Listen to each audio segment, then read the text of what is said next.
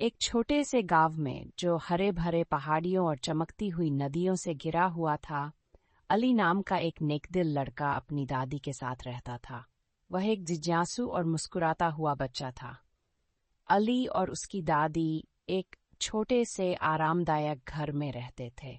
वे अमीर नहीं थे, लेकिन उनके पास एक दूसरे का साथ था और ये उन्हें किसी भी धन से अधिक खुशी देता था। अली अपने दिन अपनी दादी की मदद करने, नदी के किनारे खेलने और गांव के आसपास की चीजों को खोजने में बिताता था।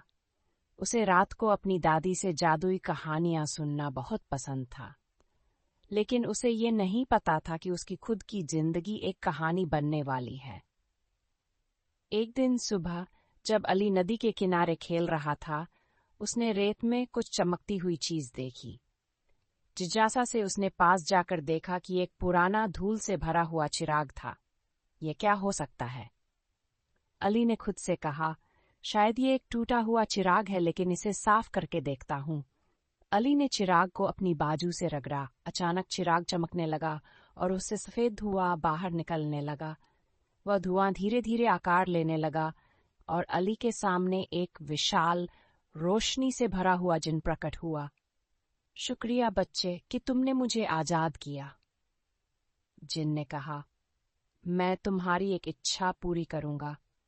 अली की आंखें विस्मय से बड़ी हो गईं। एक इच्छा? जो मैं चाहूं? हाँ, जो तुम्हें चाहिए। धन, ताकत, प्रसिद्धि, जो चाहो बोलो और वह तुम्हारा होगा, जिन ने कहा। अली ने कुछ पल के लिए सोचा।